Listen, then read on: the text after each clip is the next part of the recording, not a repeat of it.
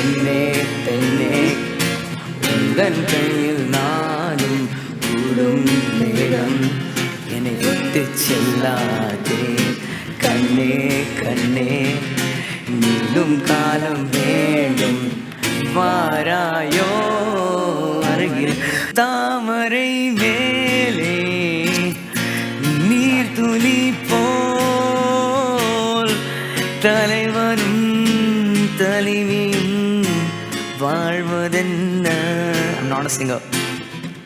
நண்பர்கள் போலே வாழ்வதற்கு மாலையும் மேலும் தேவை என்ன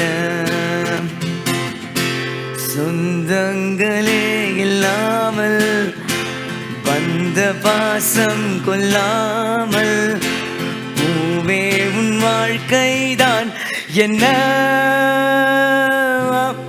அடியே நீதானடி என் போதித்தேனே முத்தம் கொஞ்சம் பெண்ணே பெண்ணே இந்த கையில் நானும் கூடும் நேரம் என்னை விட்டு செல்லாதே பெண்ணே பெண்ணே உந்தன் கையில் நானும் கூடும் நேரம் என்னை விட்டு செல்லாதே கண்ணே கண்ணே நீளும் காலம் வேண்டும் வாராயோ அருகில் ரொம்ப நல்லா இருக்கு. Thank you so much. Thank you so much. ஐயோ கட்டி பிடிச்சாங்க முடிஞ்சிச்சியா That's really really sweet of you. Thanks a lot. ரொம்ப அழகா And பாடுனீங்க. oh, I have something for அத you. Thanks. ஐயோ அப்பா Thanks a lot. Thank you so much. Thank you. என்ன accept பண்ணுவாங்க ஃபர்ஸ்ட் ஹீரோயின்னு எனக்கு டவுட் இருந்துச்சு.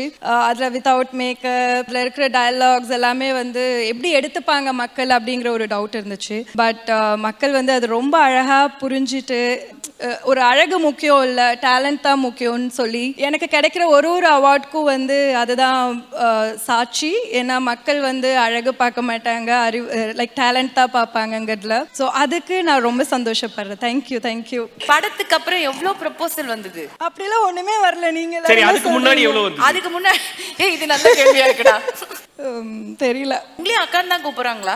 எல்லாரும் சுப்புன்னு கூப்பிடுவாங்க. என்ன எங்க பார்த்தாலும் சுப்பு. என்னோட கேரக்டர் நேம் சுப்பு. ஸோ சுப்புன்னு கூப்பிடுவாங்க. பெண் வந்து அந்த தாய்மை உணர்வு வரும்போது அவ எப்படி பிஹேவ் பண்றா அப்படிங்கறத ரொம்ப அழகா சொல்லியிருப்பாங்க. சதீஷ் அவங்க எனக்கு ஒரு சீனும் அந்த கேரக்டருக்குள்ள போய் பண்ணணுங்கிறதுக்காக நான் அப்போ அந்த ப்ரெக்னென்சி சீன்கும் போது ப்ரெக்னென்சி வார்டு இருக்கும்ல ஹாஸ்பிட்டலில் அங்கே கூப்பிட்டு போய் என்னை உட்கார வச்சுட்டு ஒரு லேடியும் எப்படி ஃபீல் பண்ணுறாங்கன்னு உட்காந்து பாருன்னு சொன்னாங்க. அந்தளவுக்கு அப்போதான் எனக்கு புரிஞ்சது நான் என்ன மாதிரி ரோல் பண்ணுறேன்னு சொல்லிட்டு. ஸோ அந்த சீன் அண்ட் கிளைமேக்ஸ் எனக்கு ரொம்ப பிடிக்கும்.